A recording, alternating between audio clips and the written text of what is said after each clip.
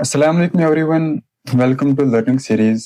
आज हम एक खास टॉपिक पर बात करने जा रहे हैं जो कि हर यंग एंटरप्रेन्योर के जहन में होती है। Why young people fail in business, यानी कि नौजवान लोग अक्सर बिजनेस में फेल क्यों होते हैं। और हम ये भी जानने की कोशिश करेंगे कि इन गलतियों से बचा कैसे जा सकता है। आज मेरे साथ मौजूद है ताइफ, जो कि पिछले 2 साल से अपना नोटबुक मैन्युफैक्चरिंग बिजनेस चला रहे हैं। इस जर्नी में इन्होंने जितने भी प्रैक्टिकल नॉलेज गेन करी है और जो भी एक्सपीरियंस इनको हासिल हुआ है, आज हम उस बारे में बात करेंगे। तो मैं सीधा रुख करता हूँ ताइफ की ओर। अस्सलाम वालेकुम ताइफ भाई। वालेकुम सलाम। आपका बहुत शुक्रगुजार हूँ कि आपने अपना कीमती वक्त हमें दिया है और उम्मीद करते हैं कि इस डिस्कशन से हमारी ऑडियंस को फायदा पहुंचे। हम भी आपके बहुत शुक्रगुजार हैं जिन्होंने हमें ये मौका दिया है यहाँ पे आने का, और उम्मीद हमें भी ऐसी ही है कि हमें भी इस डिस्कशन से बहुत फायदा पहुंचेगा। सही है। अच्छा ताइफ, जो ये बिजनेस आइडिया आपका, ये कहाँ से आपको मिला? एक्चुअली में जब जो एक इंसान होता है, जब वो थोड़ा सा मैच्योर होता है, 11th-12th की हम बात करते हैं, तो उस टाइम पे मैं सुबह जब नींद से उठता था तो कॉपी और पेन लेके स्टार्ट करता था अपना दिन, और ख़त्म भी इसी कॉपी और पेन पे ही होता था। फिर मैं सोने चला जाता था। तो इस चीज़ से इस चीज़ का मुझे आइडिया हुआ कि पूरे दिन में मैं बस कॉपी और पेन लेके रहता हूँ। मेरी ही तरह बहुत सारे स्टूडेंट्स ऐसे हैं जिनके हाथ में खाली एक कलम है और एक किताब है। इस चीज़ से मुझे ये आइडिया हुआ कि इस इंडस्ट्री में, ये जो एक फील्ड है, इसमें बहुत सारी बिजनेस अपॉर्चुनिटीज़ प्रेजेंट है। तो फिर मैंने सोचा कि अगर हम अपना एक नोटबुक मैन्युफैक्चरिंग का एक ब्रांड हम प्रेजेंट करें कश्मीर के सामने, जिस से हमारी वैल्यू को बहुत फ़ायदा पहुँचे, हम अफोर्डेबल प्राइसेस पे एक बेटर क्वालिटी प्रोवाइड कर पाए। इसी चीज़ से हमें ये आइडिया हुआ और हम अभी तक आपके सामने। अच्छा, सही बात। अच्छा, जब आपने स्टार्ट किया तो फैमिली और फ्रेंड्स का रिएक्शन क्या था और सपोर्ट कहाँ से मिला आपको? देखिए, ऑब्वियस सी बात है कि हर कोई आपको सपोर्ट नहीं करता। हर एक का विजन ऐसा नहीं होता जैसा आपका है। तो फैमिली में भी कुछ मेंबर्स ऐसे होते हैं जो आपके डिसीजन के साथ एग्री करते हैं, और कुछ ऐसे भी होते हैं जो डिसएग्री करते हैं। लेकिन उस डिसएग्री का मतलब ये नहीं होता कि वो आपकी अच्छाई नहीं चाहते। उसका जो मेन रीज़न रहता है, वो आपका फ्यूचर जो है वो ख़राब होता नहीं देखना चाहते हैं। तो इस चीज़ में है कि हमारी जो फैमिली थी उन्होंने पूरा सपोर्ट किया। कुछ ऐसे भी पल आए जहाँ पे उन्होंने ये कहा कि शायद इस चीज़ से आपका फ्यूचर ख़राब हो सकता है।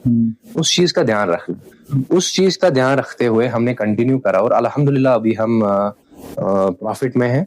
अभी हम प्रॉफिट अच्छा खासा कमा रहे हैं। अच्छा ताइब भाई, आप मुझे ये बताओ, जब आपने शुरुआत की तो ऑब्वियसली बात है कि आपसे गलतियां हो गई होगी, तो वो कौन सी बड़ी गलती जो आपको अभी भी अपने जहन में है, या उससे आपने क्या सीख हासिल की? देखिए, जब हमने स्टार्ट किया था सबसे पहले, हमें जब ये आइडिया आया तो फिर हमने स्टार्ट किया, तो हमने थोड़ी सी जल्दबाजी इस चीज़ में दिखाई। हमने पूरा मार्केट रिसर्च नहीं किया। जो हमारी मशीनरी थी उसके बारे में कुछ रिसर्च नहीं किया कि इसको ऑपरेट कैसे करते हैं, क्या हम इसको ऑपरेट कर पाएंगे कि नहीं कर पाएंगे। ना हमने मार्केट का जो गैप था, मार्केट की जो रिसर्च थी, हमने वो भी नहीं की थी। अच्छा, आप मुझे ये बताओ कि जब शुरुआत भी पहला साल था तो उस वक्त आपने वो कौन सी गलतियां की, या मार्केट से आपने क्या गलतियां की? मतलब मार्केट से आपने उस टाइम क्या सीखा, वो टफ लेसन क्या उस टाइम आपको मिला? देखिए, जो मार्केट है वो आपके तरीके पे नहीं चलता। हाँ। जैसे आप सोचते हो दिमाग में, वैसे मार्केट कभी नहीं चलेगा। आप जो प्लान दिमाग में रखते हो उसको एग्जीक्यूट कितना कर पाते हो आप, ये एक बहुत बड़ा पॉइंट रहता है इसमें। तो जो मार्केट हमने जब देखा, मार्केट में क्या था कि हमारे कंपटीटर्स भी बहुत थे। हमारे लिए बहुत सी मतलब ऐसी ये थी कि रॉ मटेरियल भी कभी हमें महंगा मिलता था, क्योंकि हमें रिसर्च का उतना ज़्यादा पता नहीं था, और आगे हमें प्राइसिंग का भी कुछ आइडिया नहीं था कि हम किस प्राइस पॉइंट पे हम इसको मार्केट में लाएंगे। हमारा कंपटीटर जो है वो किस प्राइस पे दे रहा है, इस चीज़ का हमें कोई आइडिया नहीं था।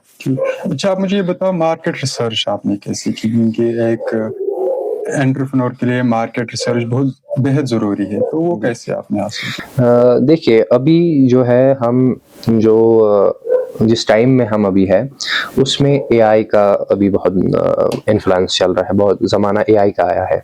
तो एआई से आपका जैसे हमारे चैट जीपीटी हो गए, जेमिनी हो गए, इससे हमारा बहुत फ़ायदा हमें इससे पहुंचता है, क्योंकि हम जितना भी मार्केट में आप देख सकते हैं कि कितने आइटम्स आपका जो प्रोडक्ट है वो कितने सेल हुए आपके पिछले साल में, और कितने बन रहे हैं आपके जो मैन्युफैक्चरिंग यूनिट्स है वो कितना बना रहे हैं। इस गैप को अगर आप देख पाओगे, इसको अगर आप फिगर आउट कर पाओगे, तो आप ऑब्वियसली आपका जो बिजनेस है वो सही रन करेगा। अच्छा, आपके एक्सपीरियंस से जो यंग बिजनेस में एंटर होते हैं, जो यंग लोग बिजनेस में एंटर, वो क्यों फेल होते हैं? असल वजह उसकी क्या होती है? उसकी देखिए वजह तो सबकी कॉमन नहीं होती, लेकिन अगर हम एक जो मुझे लगता है कि मैंने अभी फेस करी और जितना भी मैंने अभी तक सुना है, जितना देखा है, वो यही है कि यंग जो एंटरप्रेन्योर्स होते हैं वो मार्केट का उतना रिसर्च नहीं करते। पहली बात तो ये है। सही। दूसरा पॉइंट है कि जब वो अगर अब उन्होंने रिसर्च कर लिया तो दूसरा उनको यही नहीं आइडिया होता है कि हमारा जो प्रोडक्ट है ये किस ऑडियंस के लिए बना है। अगर आपकी टारगेट ऑडियंस ही आपको पता नहीं है तो आपका बिजनेस कभी तो वो कर ही नहीं पाएगा। अच्छा, सही। अच्छा, एक सवाल आपसे मेरा ये है कि जो हर किसी बंदे का अपना कुछ, उसने कुछ सोचा है अपने फ्यूचर के लिए, लेकिन मसला ये उनको आता है कि वो ये सोचते हैं कि लोग क्या कहेंगे। तो उस बारे में आपकी क्या राय है? देखिए, लोगों का तो काम ही है कहना। आप कुछ भी कर लो, कैसा भी कर लो, लोग तो जज करेंगे ही। आप पे वो जो ताने हैं वो तो मारे जाएंगे। आप उसका कोई दिमाग में मत रखें, आप अपने काम से काम रखें। जितना आपका फोकस है वो अपने काम पे लगाए, दूसरों के दूसरा बंदा क्या कह रहा है, क्या सोच रहा है, उस चीज पे ध्यान मत दें। अच्छा, एक और सवाल, आपके ख्याल में कभी ये आया कि अगर मैं इस काम में कामयाब न हुआ, खुदा न खास्ता, या मुझे नाकामयाबी मिली, तो मुझ पर मतलब इसके बारे में आपने कभी सोचा? जी देखिए, जब एक जो यंग माइंड होता है, जब वो इस बारे में सोचता है, ऑब्वियसली वो आउटकम का पहले सोचता है। पहले वो आउटकम का ही सोचता है। एग्जीक्यूट करने से पहले, अपना बिजनेस सेटअप करने से पहले वो ये सोच लेता है कि मैं अगर फेल हुआ तो फिर क्या। सही। वो आप ये सोचे कि अगर आप इस चीज में कामयाब हुए तो फिर क्या। इस पॉइंट पे भी आप थोड़ा सा ध्यान दें। और रही अब फेलियर की बात, अगर आप रब पे यकीन रखते हैं, रब पे यकीन रखो, अपना पूरा एफर्ट मारो, आप फेल नहीं होंगे। अच्छा, एक और बात है, जो भी यंग एंटरप्रेन्योर मतलब इस बिजनेस में एंटर होता है तो वो बहुत ही जल्दी रिजल्ट्स एक्सपेक्ट करता है, इसके बारे में कुछ? देखिए, एक्चुअली में ये उस यंग एंटरप्रेन्योर का फॉल्ट नहीं है, ये दौरे हाजिर का फॉल्ट है, क्योंकि हम सोशल मीडिया के ज़माने में अभी जी रहे हैं। तो उस यंग एंटरप्रेन्योर का कंपटीटर भी ऑनलाइन है, वो इंस्टाग्राम पे है, फेसबुक पे है, उसको उसकी सक्सेस की वीडियोस दिख रही है दिन भर, तो फिर वो ये सोचने लग जाता है कि मैं इतनी जल्दी सक्सेस क्यों नहीं पाया। लेकिन उसको तो ये आइडिया नहीं होता है कि उसके बैकग्राउंड में क्या चल रहा है। वो कभी कभी फॉल्स इंफॉर्मेशन भी आपके सामने ला रहा होता है कि मैंने इतना प्रॉफिट किया, लेकिन एक्चुअल में वैसा कुछ होता नहीं है। और ना तो उसको ये भी पता है कि वो जो उसका कंपटीटर है उसको मार्केट में कितना टाइम हुआ है, उस चीज का भी कोई आइडिया नहीं है। अच्छा, जो आपका बिजनेस है, इसकी फंडिंग कहाँ से आपके लिए, और क्या आपको फाइनेंशियल इश्यूज का सामना करना पड़ा? एक्चुअली देखिए, फाइनेंशियल इश्यूज जब आप बिजनेस अपना सोचते हो तो ऑब्वियसली आपको पता रहता है कि मतलब अगर इतना पैसा लगता है तो ये पैसा मैं कहाँ से उठा रहा हूँ, ये पैसा मैं किससे ले रहा हूँ। उसका आपको एक रेट ऑफ मतलब इंटरेस्ट भी देना पड़ता है। अगर आप मान लो तो कहीं से भी आपको अगर आपने पैसा उठाया तो आपको वहां पे वो इंटरेस्ट देना पड़ता है।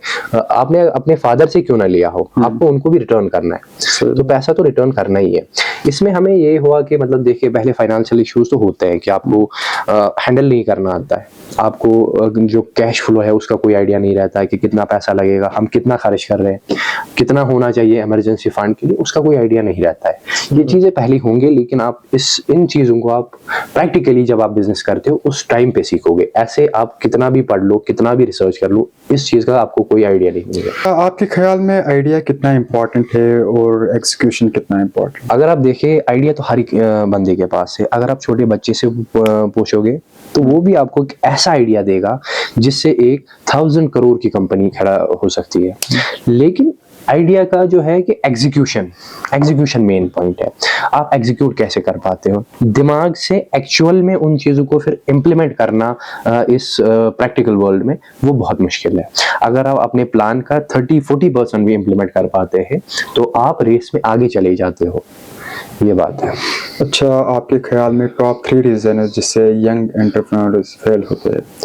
देखिए, रीजंस की इससे मतलब अभी तक जो हम बात करते आए हैं इसमें हमें यही मिलता है कि मतलब मार्केट रिसर्च पहली बात है जो हम नहीं करते हैं। दूसरा, हमें अपना कैश फ्लो का कोई आइडिया नहीं रहता है कि कैश कहाँ से आएगा, कब हमारे पास होना चाहिए, कहाँ पे लगना चाहिए, इस चीज़ का कोई आइडिया नहीं रहता। तीसरा है कि हम प्राइसिंग की जब प्राइसिंग पे आते हैं कि ये प्रोडक्ट है, इसकी प्राइसिंग क्या होनी चाहिए, मार्केट में किस प्राइसिंग पे यही प्रोडक्ट मिलता है, उसका हमें आइडिया नहीं रहता, तो फिर हम फेल हो जाते हैं। अच्छा, आप मुझे ये बताओ, जो कैश फ्लो है इसके बारे में आप हमें कुछ इन्फॉर्मेशन दीजिए कि इसको कैसे फॉलो करें, क्योंकि ये एक इम्पॉर्टेंट रोल है बिजनेस में। कैश फ्लो, इसके बगैर कोई ना आगे जा सकता है और ना अपनी कंपनी खड़ा कर सकता है। कैश फ्लो मतलब जरूरी है, इसके बारे में आप बात कीजिए। देखिए, एक्चुअल में इसका क्या है कि अगर आपका वर्किंग कैपिटल 1 लाख है तो आप जो है अगर 70-80,000 अगर आपने क्रेडिट पे माल दे दिया, मतलब जो मैन्युफैक्चरिंग में अगर हम बात करें तो उसमें फिर क्रेडिट पे माल तो जाता ही है। अगर आप मेनली देखें तो अगर आपने 70-80,000 का क्रेडिट पे माल दे दिया तो आपके पास कितने बचे? 20,000 बचे। मान लो आपने 10,000 का प्रॉफिट भी बना लिया, अब आपके पास 30,000 बच गए। इस 30,000 से आपको फिर से 1 लाख का माल लेना है, आप तो नहीं ले पाओगे, आप तो वहीं पे क्रैश हो जाओगे। इस चीज में हमें खाली इस चीज का ध्यान रखना है कि क्रेडिट पे आपको माल नहीं देना है। जितना हो सके उतना कैश में काम करें, अपने कैश को फ्लो को बरकरार रखें, काम करते रहे, प्रॉफिट भले कम हो लेकिन कैश में हो, क्रेडिट पे नहीं। आपके ख्याल से एक एंटरप्रेन्योर को किन स्किल्स पर ध्यान देना जरूरी है, बेहद जरूरी है? देखिए, स्किल्स की अगर बात करें तो हर एक फील्ड में एक अलग स्किल लगती है, लेकिन जो कॉमन अगर हम बात करें कि कॉमन स्किल कौन सी होनी चाहिए, वो कम्युनिकेशन स्किल है। वो अगर आपको पिच करना है अपने बिजनेस को, किसी के सामने अपने प्रोडक्ट को रखना है तो उसको आना चाहिए। अगर उसमें वो क्षमता है कि वो किसी के सामने अपने प्रोडक्ट को हाई दिखाता है, उससे उस चीज को बाय करवाता है, तो वो बंदा कैपेबल होता है एक सक्सेसफुल बिजनेस रन करने के लिए। क्या कोई ऐसी स्किल है जो आप चाहते हो कि मैं इसको इम्प्रूव करूं, आप उसकी कोशिश में हो कि मुझ में ये होनी चाहिए, स्किल मुझ में ज़रूरी होनी चाहिए? जी, देखिए, इंसान उम्र भर तो सीखता ही रहता है और इस चीज़ में मेरा जो ये है कि कम्युनिकेशन स्किल एक ऐसा स्किल है जिस पे मैं मेनली फोकस करता हूँ कि मैं थोड़ा सा वो इम्प्रूव करूँ, जितना हो सके उतना मैं इम्प्रूव करूँ, क्योंकि यही एक ऐसी स्किल है जो मेरे बिजनेस में मुझे बहुत काम आती है, क्योंकि मैं फिर अपने प्रोडक्ट को किसी के सामने पिच कर पाता हूँ, तो वो बहुत बड़ी बात होती है। अच्छा, सही बात है। अच्छा, अगर कोई 18 से 25 साल का ये एपिसोड सुन रहा है जो बिजनेस स्टार्ट करना चाहता है लेकिन डर रहा है, तो उसको आप क्या मैसेज देना चाहते हो? देखिए, मेरी मैसेज तो यही रहेगी कि आप अच्छे से अपना मार्केट रिसर्च करो, पूरा देखो कि मार्केट में क्या चल रहा है, कितना गैप है, आपकी सप्लाई कितनी है, डिमांड कितनी है, और उस प्रोडक्ट में फिर देखो कि वो प्रोडक्ट आप किस प्राइस पे प्रोवाइड कर पाओगे अपनी सोसाइटी को। अगर आपको लगता है कि आपकी जगह बनती है मार्केट में तो आप आओ, कोई दिक्कत नहीं है उसमें। जो लोग अगर आपको या आपके बिजनेस को फॉलो करना चाहे तो कहाँ पे आपको ढूंढ सकते हैं? जी, हमारा इंस्टाग्राम पे भी पेज है और फेसबुक पे भी हमारा एक पेज है, क्लासी नोटबुक्स करके, आप वहाँ पे हमें फॉलो कर सकते हैं। और हमारी जो लेटेस्ट डील्स आती है या कोई नया प्रोडक्ट हम लाते हैं तो उसी पे हम शो करते हैं। ठीक। आइफ, आपका शुक्रिया कि आपने अपना कीमती वक्त हमारे साथ सर्व किया और इतनी खुल के बात की।